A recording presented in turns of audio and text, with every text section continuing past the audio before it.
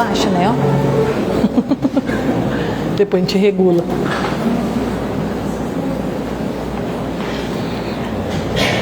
Boa noite, meus irmãos. Sejam todos bem-vindos, todos encarnados e desencarnados. Sejam todos bem-vindos ao Centro Espírita Bezerra de Menezes, SEBENC de Quirinópolis. Nós estamos muito felizes com todos presentes no dia de hoje. E vamos pedir para Jesus acalmar os nossos corações, tranquilizar os nossos pensamentos. Vou fazer uma prece para a gente poder aproveitar os ensinamentos que o nosso irmão vai passar hoje.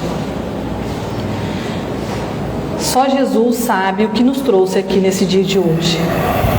Então, que firmemos o pensamento nele, no nosso anjo guardião, e pedimos a ele que nos abençoe, nos proteja, nos livre de todo mal, que nós possamos estar abertos a todas as informações, aos estudos que o nosso irmão vai passar para nós na palestra de hoje, que nós acalmemos os nossos corações e possamos estar abertos aos ensinamentos. Senhor, fazei-me um instrumento de vossa paz. Onde houver o ódio, que eu leve o amor. Onde houver ofensa, que eu leve o perdão. Onde houver discórdia, que eu leve a união. E onde houver dúvidas, que eu leve a fé. Onde houver o erro, que eu leve a verdade. Onde houver o desespero, que eu leve a esperança. Onde houver tristeza, que eu leve a alegria. E onde houver trevas, que eu leve a luz. Ó Mestre, fazei com que eu procure mais consolar que ser consolado, compreender que ser compreendido, amar que ser amado, pois é dando que se recebe, é perdoando que se é perdoado, e é morrendo que se vive para a vida eterna. Que assim seja. Vamos receber agora o nosso irmão Alício, que vem falar um pouco dos seus estudos, dos ensinamentos de Jesus. Sejam bem-vindos. Obrigado, vamos preparar esse negócio aqui. Vamos colocar aqui. Eu coloco e a gente olha para você ver o som. Vê se tá bom. A altura, aqui tá baixo? Aqui, né? Tá bom assim? Tá bom, né? Já só um pouquinho pra lá. Pra trás. Aí. Muito bom. Olá, boa noite a todos.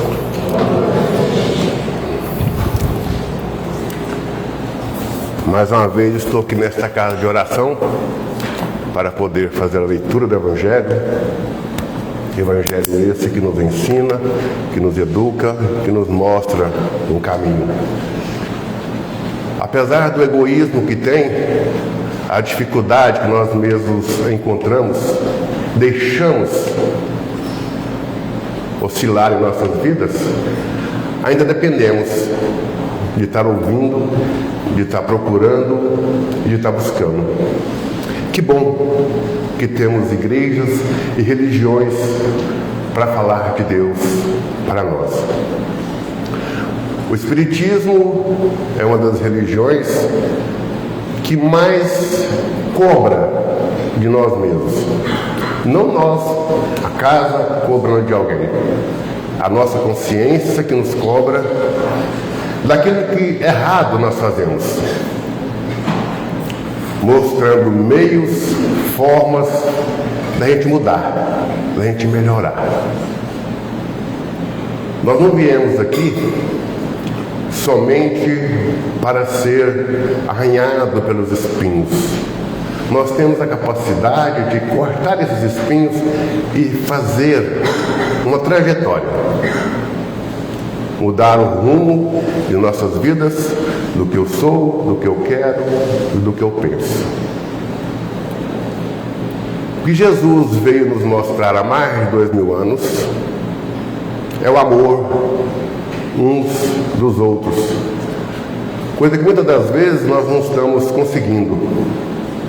Eu sempre digo que nós viemos para a casa espírita para aprender a aceitar o nosso semelhante, aquele que está à nossa volta. aquele pai é problema, aquele filho é problema, ou seja, qualquer problema que nós tivermos. Porque isso foi planejado. Então há a necessidade de nós nos prepararmos para esse trajeto, para essas dificuldades e esses obstáculos que nós vamos enfrentar no nosso dia a dia. Eu, por exemplo, tenho 4 funcionários e eu e minha esposa. Cada um pensa de um jeito, quer fazer de uma forma. Aí a gente tem que chegar, entrar e se entrar num consenso para que possa fazer o melhor para a empresa. Todos nós temos os nossos problemas em casa, familiares, enfim. As dificuldades que nós encontramos. Muitas das vezes deixamos de ter grandes oportunidades e hoje estamos encontrando dificuldades. Mas o momento ainda é oportuno. Nunca é tarde demais para que possamos nos abençoar. Bendito, nos abençoar. Porque Deus já está conosco a todo momento, a toda hora, aguardando para que nós possamos abrir os nossos corações para Ele. Jesus também da mesma forma. Toda a espiritualidade amiga, nosso anjo guardião, porque nós temos o direito e nos deu livre-arbítrio de fazermos o que quisermos. Muitas das vezes erramos, e a nossa consciência nos cobra. É automático. Paramos, pensamos, refletimos e não temos a coragem de pedir desculpa, porque o nosso egoísmo é maior. Nossa vaidade. E isso nos faz sofrer. Isso não nos faz bem. Se estamos numa comunidade, é nessa comunidade que nós temos que nos acertar. É nessa comunidade que temos que fazer o melhor uns para os outros. Eu falo isso, repito muitas das vezes, porque o Evangelho, você pega ele de primeiro capítulo até o último, não muda muita coisa, muda as palavras, mas o objetivo é um só. É eu para o meu melhor, e do meu melhor, o melhor para o meu semelhante. Aqueles que comigo convivem. Fazer a minha parte, dar a minha contribuição. Todos nós temos a capacidade. Todos nós somos capazes de alguma coisa. Muitas das vezes as pessoas ficam com vergonha de vir aqui e têm grande capacidade, mas não tem a coragem. Mas pode vir fazer a leitura do Evangelho, agradecer e aos poucos vai se preparando. Eu estou aqui não é por perfeição, é por imperfeição que eu tenho que mudar. Eu tenho que melhorar. Tenho mais de 30 anos de Espiritismo, ainda falta. Porque nós encontramos todos os dias os obstáculos. Esses obstáculos que nós temos que trilhar, ter cuidado. Porque a maior preocupação é a contrariedade com o nosso semelhante. Mas não é fácil o nosso semelhante. Porque o semelhante vive de inveja, vive de maldade. Tudo aquilo de ruim que às vezes você não tem, não quer, ele passa para você, se você deixar que isso aconteça. Então nós estamos vivendo uma época, uma fase, onde nós queremos jogar pedra no outro, sabendo que nós não devemos fazê-lo. Não disse Jesus, quando queria apedrejar a mulher? Aquele que tiver sem pecado, que atire a primeira pedra. Então tudo está escrito. O que nós não conseguimos é conciliar, colocar em nossas vidas o que o Evangelho nos ensina. Nós deixamos vazar. Nós não queremos fazer essa mudança. E essa mudança, às vezes, nos traz muita contrariedade, muita angústia, e nós não sabemos o porquê. Temos uma capacidade enorme da nossa mediunidade. Ouvir, falar, talvez palestrar, mas nós não aproveitamos isso. Temos vergonha, temos medo, tenho medo do Espírito abaixar em mim, e aquele negócio tudo nem sempre é assim. Tudo é um conhecimento e é um grau. Mas todos nós somos médiuns e temos que trabalhar nossa mediunidade para nos favorecer. Existe a obsessão até pela falta de trabalho mediúnico, excesso de fluido que a pessoa tem. Ela não está bem. Quantas pessoas eu vi já aqui nesta casa com tantos problemas similares que se modificaram, que mudaram a sua vida depois que ele passou a exercer a sua mediunidade. Desculpa aí porque eu estou saindo de uma gripe. Mas eu escolhi o capítulo 10, o cisco e a trave no olho. Acontece muito isso, né? A gente vê as coisas acontecerem, as pessoas falarem, as pessoas julgarem. Vou ler o Evangelho, porque a gente estica as conversas, depois não dá nem tempo. Porque vós, um cisco no olho do teu irmão, tu que não enxergas uma trave no vosso olho. Ou como diz a teu irmão, deixe-me tirar um cisco do teu olho, tu que tens uma trave no teu. Hipócrita, primeiramente tira a trave no teu olho, então verás como poderás tirar o cisco do olho do teu irmão. Está em Mateus, capítulo 7, versículo 3 a 5. Faz sentido. Como que eu vou tirar um cisco no olho, sendo que eu estou com um problema no meu? Eu tenho que enxergar melhor, enxergar quem eu sou, a minha capacidade para depois querer tirar o cisco do olho deste irmão. O cisco é um exemplo simbólico, mas o cisco quer dizer muitas coisas daquilo que nós tiramos do nosso semelhante. Um dos defeitos da humanidade é ver o mal do outro antes de ver aquele que está em si. Para julgar a si mesmo, seria preciso poder olhar no espelho e, de alguma maneira, transportar-se para fora de si, considerar-se uma outra pessoa, perguntando-se: o que pensaria eu se visse alguém fazer o que faz? Incontestavelmente, é o orgulho que leva o homem a simular para si mesmo seus próprios defeitos, tanto os morais quanto os físicos.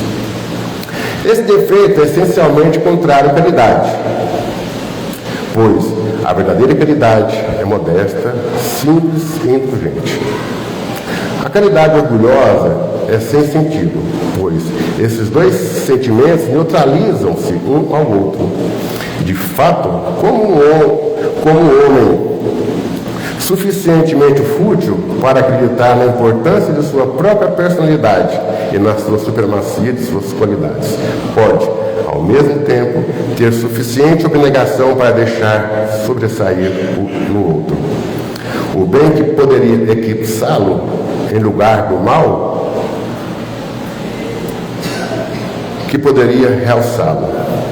Se o orgulho é do pai de todos os vícios, é também a negação de muitas virtudes, que encontra-se o orgulho como fundo móvel em quase todas as ações. É por isso que Jesus aplicou-se em combatê-lo como principal obstáculo ao progresso. Bendito, principal obstáculo ao progresso. Quando eu falo mal do meu irmão, quando eu julgo meu irmão, qualquer coisa que nós podemos ver de alguém, a gente quer pisar, não aceita o outro crescer, não aceita o outro melhorar. A gente sempre sente uma inveja de alguém quando ele está crescendo. Como pode? Como isso está acontecendo?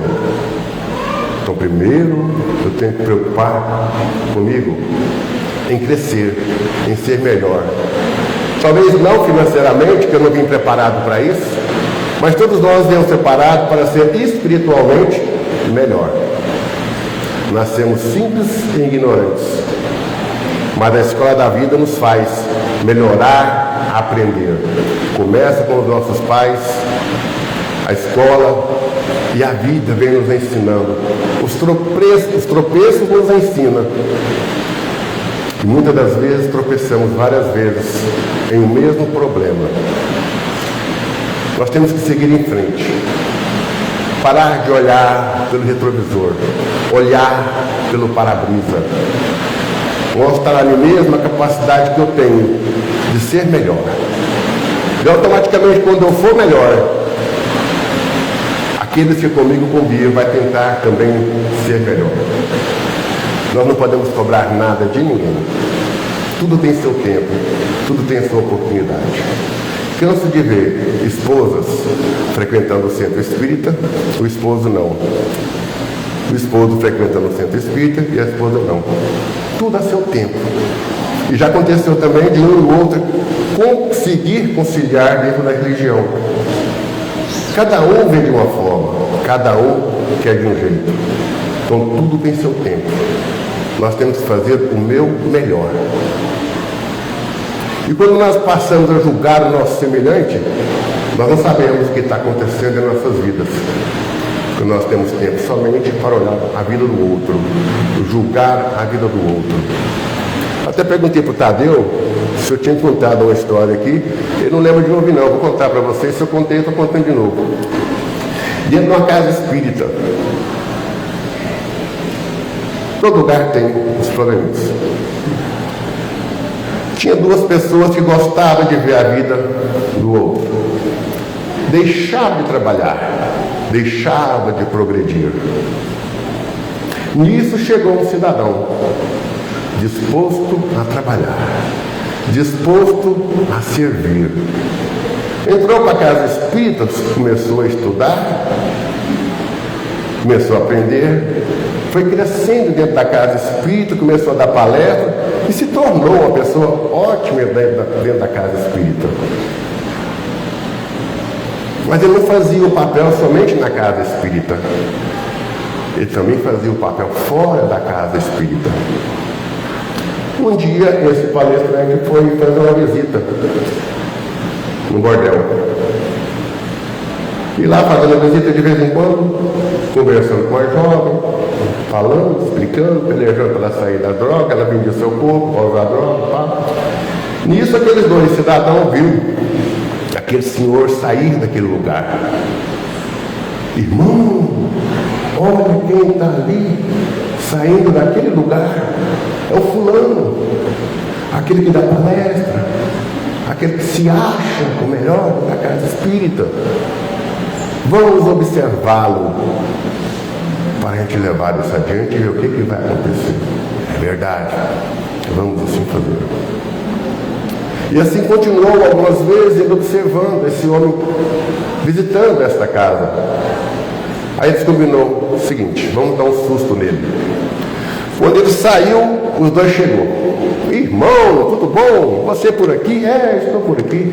Fazendo uma visita para a filha de um amigo meu, que está aqui vendendo seu corpo para comprar drogas. Ah, é, irmão? É. Estou tentando ver o que eu posso fazer de melhor. Ah, irmão, que bom então. Afastaram-se, não acreditaram. Entrou dentro do prostíbulo e falou assim: aquele senhor que você ouve daqui, onde ele estava? No quarto tal. Podemos ir lá? Claro que pode. Chegou lá, uma das filhas deles estava se prostituindo para vendendo seu corpo para comprar drogas.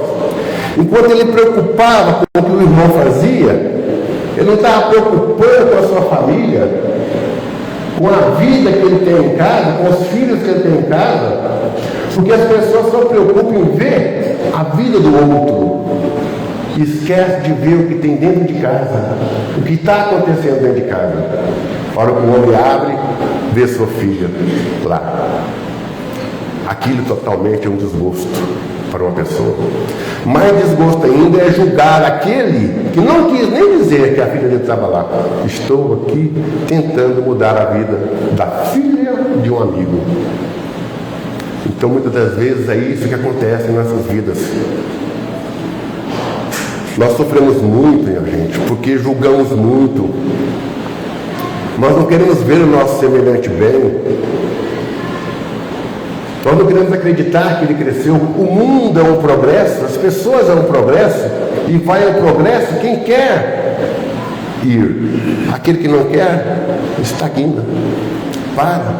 Seja materialmente, seja espiritualmente, nós não podemos parar. Nós temos um progresso a seguir espiritualmente. Nós temos uma jornada para terminar. Terminando essa jornada, teremos outra jornada. Porque com certeza, de tantos erros que nós cometemos, talvez tenhamos que voltar para restabelecer ainda algumas regras, alguns aprendizados, para facilitar a vida. Então eu vejo muitas das vezes as pessoas sofrendo, justamente porque não aceita, não admite o que ele é e o que o outro é. Então nós estamos para conviver. Que bom que o meu irmão cresceu, que bom que o meu irmão melhorou, que bom que está tudo bem. Pensar positivo, jogar positividade, porque a partir do momento que você joga coisas boas, elas voltam para você. É igual aplicar um passe. O maior beneficiado do passe é quem está aplicando. Mas tem função também, se você jogar uma onda negativa para o seu semelhante, para o seu irmão, virá até você. Eu sempre digo que nós somos aquilo que queremos e pensamos ser. Quer pensar positivo? O Senhor positivo está ao seu lado. Mas se você quiser pensar negativo, não só o Senhor negativo, como inúmeros obsessores esperam a oportunidade de te jogar no buraco. Então, muita vigilância. O Evangelho nos ensina: orai e vigiai. Todos os dias, orar e vigiar. A vida não é fácil, não, irmãos. Os obstáculos são grandes. Estamos aqui nessa casa de oração porque buscamos alguma coisa. Buscamos um paz, buscamos uma leitura do Evangelho. Parabéns a vocês que estão buscando isso, que muitos ainda estão por aí, nas trevas da ilusão, desconhecendo o que é Deus, se achando o maior. O momento chegará, a necessidade de procurar pelo Senhor, por aquele que nos deu a vida, aquele que criou esse mundo maravilhoso, que a gente para pensar, mas como pode, tanta beleza? Não foi nós quem criamos, foi Deus. Precisamos acreditar mais, aceitar mais, entender o que somos. De repente nós não vamos chegar ao topo, mas conseguimos melhorar. Porque Deus, Ele não quer mal para ninguém. Para Deus, todo mundo é igual. Todo mundo é filho. Então, muitas das vezes, esse sofrimento que nós temos, essa angústia que nós temos, é algo que nós estamos deixando de fazer. Ou fazendo contra o nosso próximo. Porque quem só estabelece isso, a minha vida, a vida do meu próximo. Qual outro significado que possa ter nesse planeta? Eu vim para melhorar. O meu próximo também veio para melhorar. Por que não nos ajudarmos? Eu tenho mais de 30 anos de espiritismo, ainda estou aqui, falando, aprendendo. Às vezes o que eu falo aqui hoje, eu mais falo para mim aprender do que para vocês. Não é porque é expert em falar de maneira alguma. Eu admiro aqueles que falam aqui, falar da Bíblia, não sei o que, tá dando conta. Então eu vejo esse grande momento. O sofrimento atual, os problemas atuais, que o Evangelho nos ensina. Este livro maravilhoso, que nos mostra o caminho, que nos dá uma qualidade de vida melhor, nos ensina a aceitar. Então é isso que nós precisamos entender. Muitas pessoas virão falar de forma diferente. Até mesmo este capítulo, de forma diferente.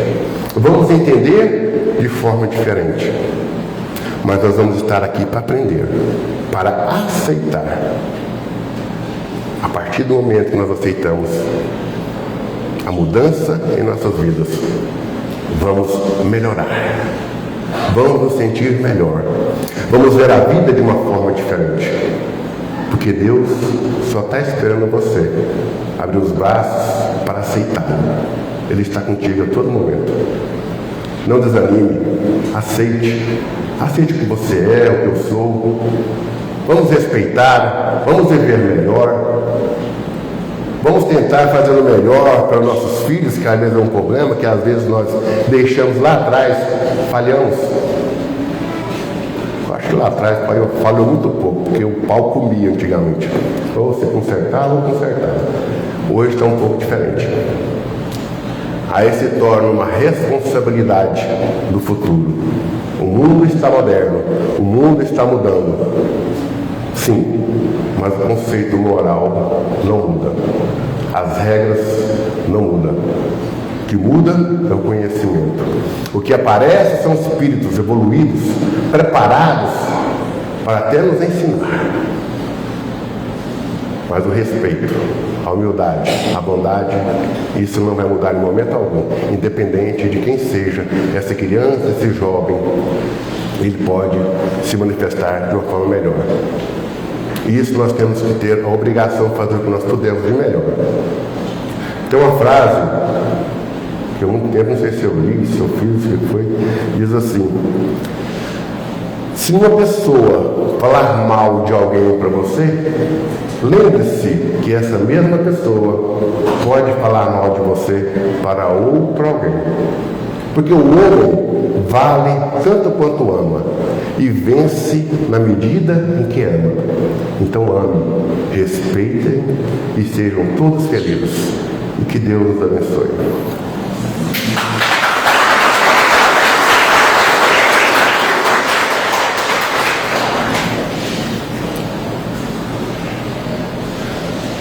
Queria convidar os nossos irmãos médios para o trabalho de costume, o passe coletivo. Sejam todos bem-vindos aqui na frente.